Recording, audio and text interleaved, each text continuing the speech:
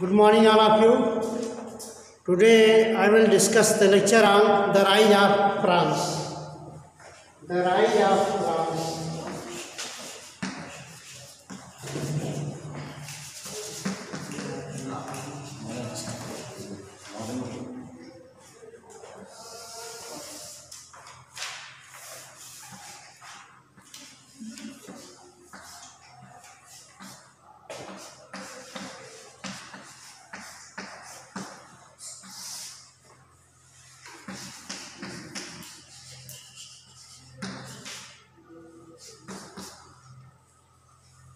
The rise of France, France का उत्थान।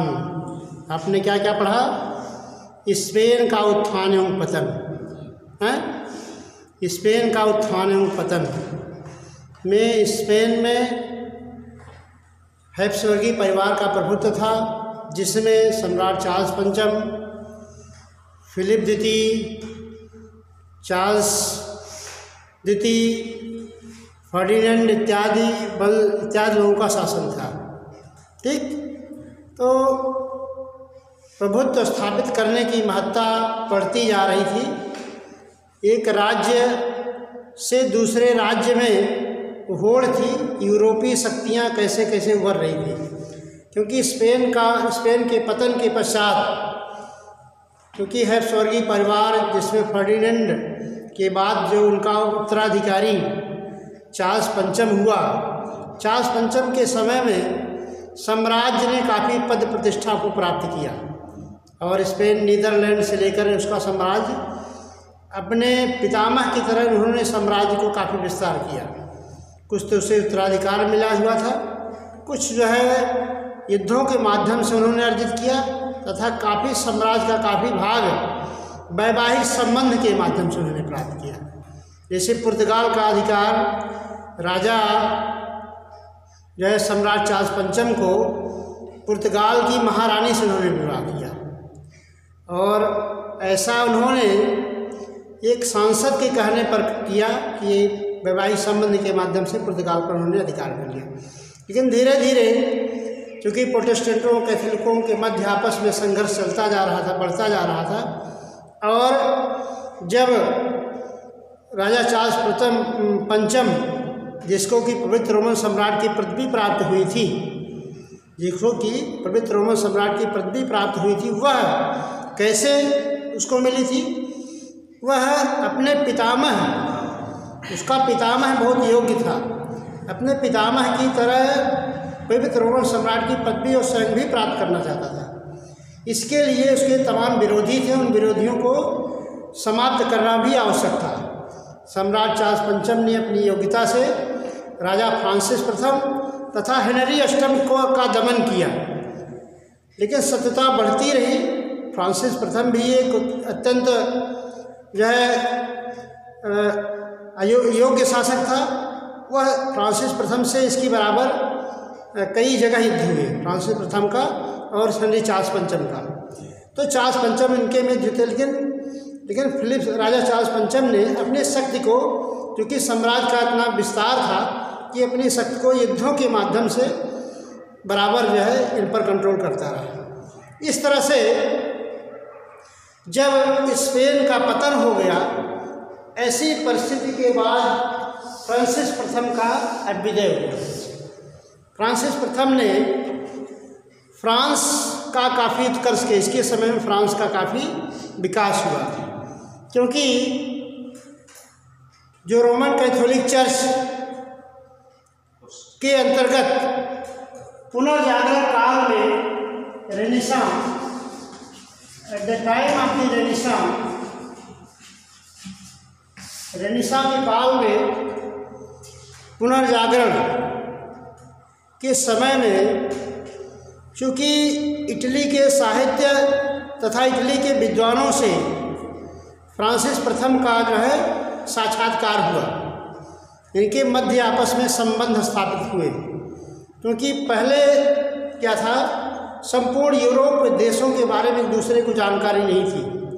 जैसा कि आप जानते हैं कि कोलंबस ने अमेरिका की खोज की थी, कोलंबस ने अमेरिका की खोज की थी, और वास्को डी गामा जो है एक जो पुर्तगाली नाविक था, उन्होंने किसकी खोज किया? भारत की खोज किया। तो कोलंबस ही भारत की खोज करने चला था, क्योंकि वह धर्म ग्रंथों में या किंवदंतियों में या जो है लोक कथाओं में यह सुन चुका था कि एक ऐसा देश पूर्व में है भारत, जो कि सोने की चिड़िया है। कहने का मतलब है धन धान्य से संपूर्ण है, संपन्न है। यहाँ की सभ्यता संस्कृति अत्यंत विकसित अवस्था में है, यहाँ के लोग सुसभ्य हैं, ठीक है। तो किंवदंतियों में सुन चुका था। तो ऐसी परिस्थिति में जो पुर्तगाली नाविक था, पहले स्पेन के नाविक, स्पेन का नाविक कहाँ? कोलंबस था। स्पेन चाहता था कि भारत से संबंध हो जाए। ऐसी परिस्थिति में समुद्र से पहले यात्राएं होती थी, आजकल की तरह ऊपर के जहाज नहीं थे। तो नाविक एक दूसरे के यहाँ व्यापार का प्रचलन था, क्योंकि समुद्र में छोटे छोटे देश हैं, उनके मध्य व्यापार से संबंध होते थे समुद्री यात्राओं से।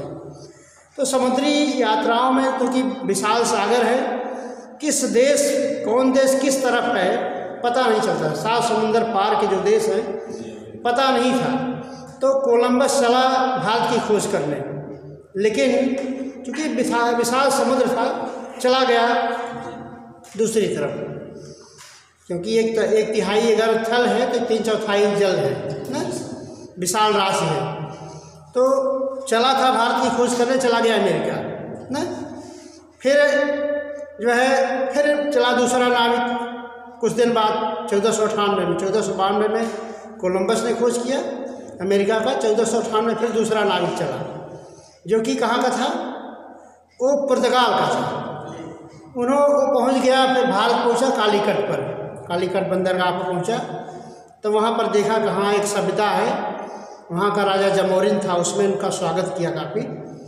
तो दोनों देशों के मध्य व्यापार वाणिज्य का संबंध स्थापित हुआ। उसी तरह से जब एक दूसरे देशों के मध्य जानकारी हुई, तो फ्रांस, स्पेन अब बहुत पिछड़े हुए थे।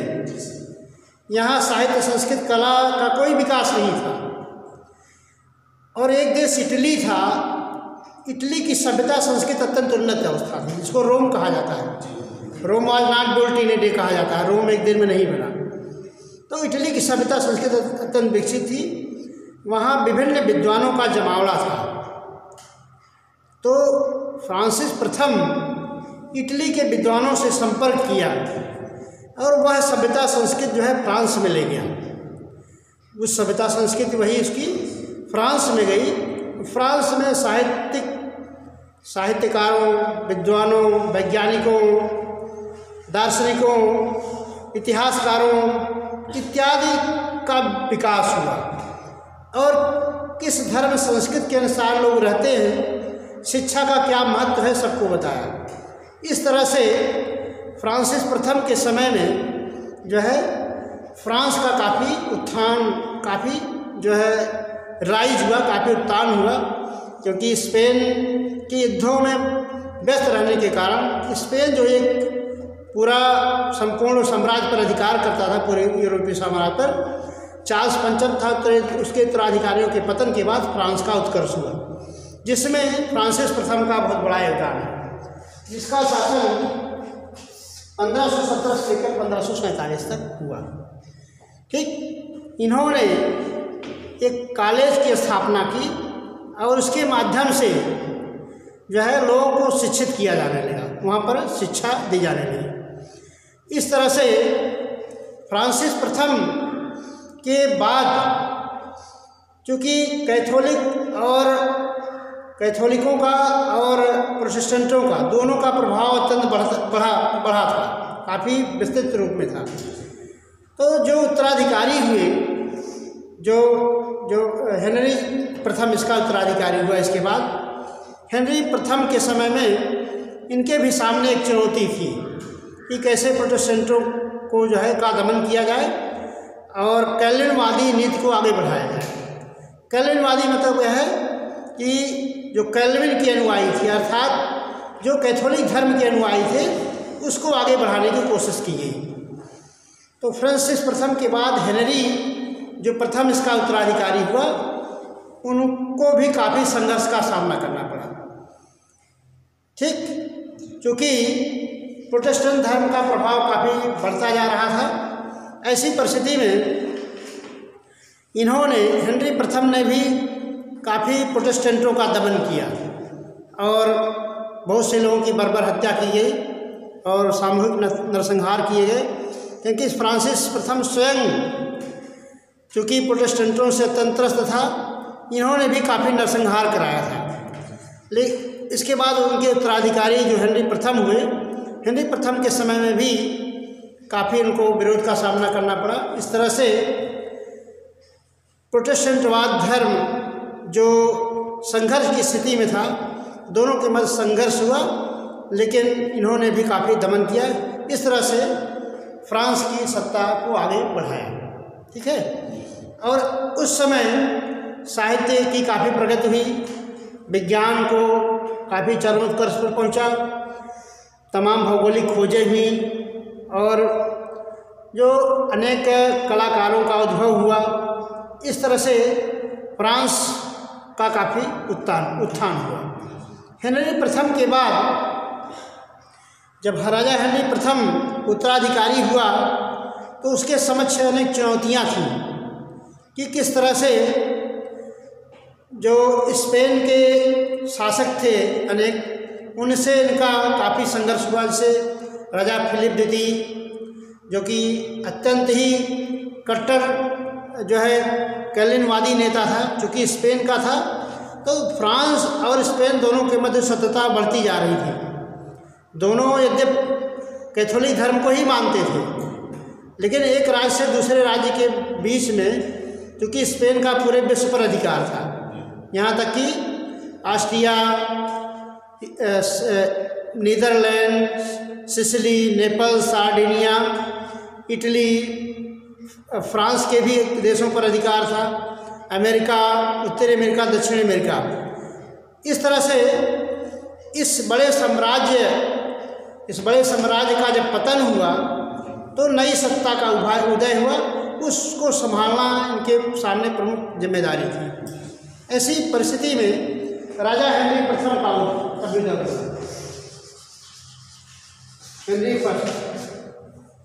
हेनरी फर्स्ट ने जो है शासन का संचालन सुचारू रूप से किया और साम्राज्य विस्तारवादी नीति का भी था। इन्होंने साम्राज्य का काफ़ी विस्तार किया और इनके उत्तराधिकारी हुए तीन उत्तराधिकारी हुए, जिसे तीनों हेनरियों का युद्ध के नाम से जाना जाता है। इनके तीन उत्तराधिकारी हुए, हेनरी प्रथम के तीन उत्तराधिकारी हुए, हेनरी द्वितीय, ठीक, और दूसरा उत्तराधिकारी हुआ जो है चार्ल्स सप्तम, और तीसरा जो उत्तराधिकारी का हुआ हेनरी द्वितीय, चार्ल्स सप्तम और राजा फिलिप।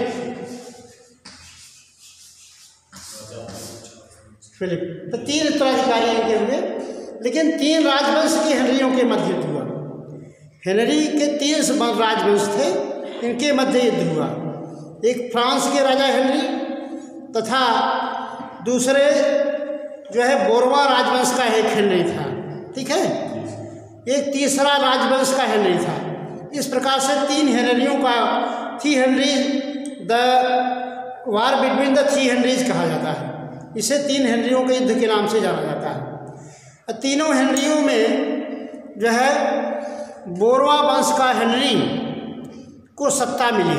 किसको? बोरवा वंश के हेनरी को सत्ता मिली।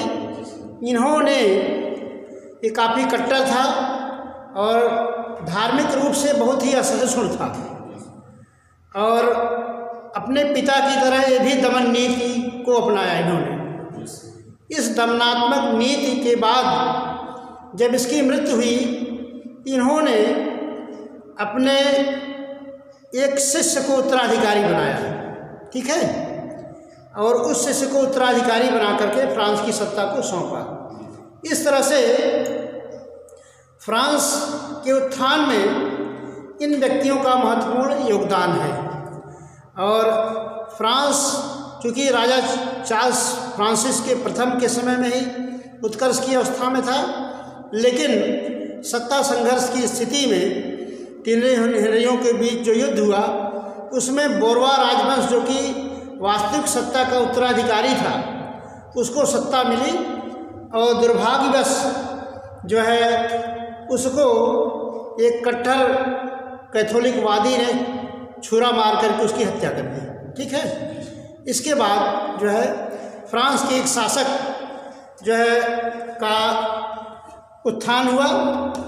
इस तरह से फ्रांस के उत्थान में इनका बहुत बड़ा योगदान है और इनके उत्तराधिकारी जो हुए योग्य हुए और इन्होंने भी सत्ता को आगे बढ़ाया। इस तरह से फ्रांस के राइज में हेनरी परिवार एवं फ्रांसिस प्रथम के योगदान की जो है विशेष रूप से उल्लेखनीय योगदान है। ठीक है। Now I want to conclude my lecture. The next lecture I will give you tomorrow.